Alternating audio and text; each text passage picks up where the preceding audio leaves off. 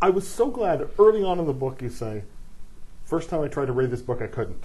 Yeah. And I was like, oh, thank God, because it happened to me. One of my best friends read it when he was like 16, handed it to me and said, shaking, you have to read this book, greatest book ever. And I went, okay, tried to read it and went, what the hell is this? And I don't like the narrator, I don't like, and I don't like motorcycles, and it's like, and I don't care, I don't know who Zen is. Put it away. 10 years later, picked it up again, read it through and went, wow.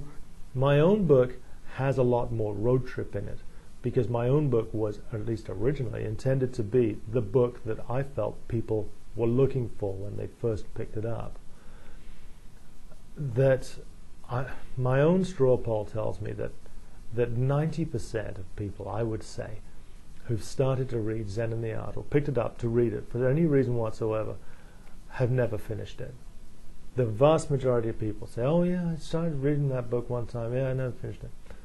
And then, of the people who have finished it, the majority, more than half, would be like myself, in that it took them 3 goes to do it. They didn't necessarily finish it the first time.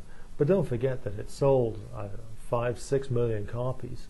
If you assume every book is read by one person or two people say, and 10% actually read it all the way through, then that's 1 million people who've read it all the way through and might even consider Robert Pirsig to be a guru because of his ideas. And some consider him to be almost a deity. Which is why he is so reclusive, because he doesn't want that. No, who would? I mean, it's Catcher in the Rye all over again. I'll tell you, I got an email from Robert Pirsig yesterday. Oh, really? Cool.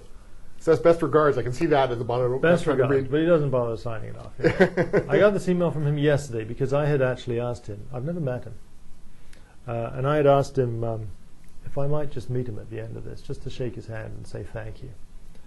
And I said, I'll keep it confidential. I won't tell anybody about this. It's just a closing of the circle for me. And he turned me down. And I'm again the 3rd time I recorded. But you know, I'm kind of relieved about that. Yeah. Kind of happy to leave just an element of mystery. I'm going to gush about the book. I have to say, I was blown away by it. A worthy successor to the original. I don't want to sound too much, but I think you pick up the first one, you read Zen, then you pick up this, and I said at the beginning of this interview, I thought you had a lot of nerve, updating a classic. I think, well done. Thank you. The layers of it I loved, because it's the story of you taking this trip, or this narrator taking the trip, and then there's enough perspective that we can see now that, you're kind of a flawed, that guy's kind of flawed. It's your, especially when you meet me.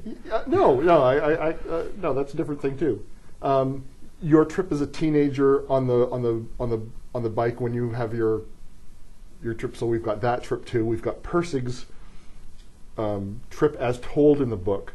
We've got Pirsig's trip as defined by Pirsig himself and the people who were actually there, like the Sutherlands, and then it's the story of how he made his struggle making the book. All the stories beautifully blended together. I thought you did an amazing job. No, I'm glad you saw that, because I did write it fairly carefully, and for me, the best review I've read of my book, and so far, they've all been fairly favorable, but the best review I've read is the one from the Quill and Choir, which started out something like, with all due respect to the automotive section of the Toronto Star, who would ever have thought that its editor could write something as finely crafted as this book? And the thing is that I just wanted to write something that was nice, and not the thing I'm trying to get away from is the idea that people might think of me as some guy who fights about cars, drives a car and reviews it. That's not what I do, and I've never wanted to do that. I just sort of stumbled onto it. But I guess what I wanted to do was write a book.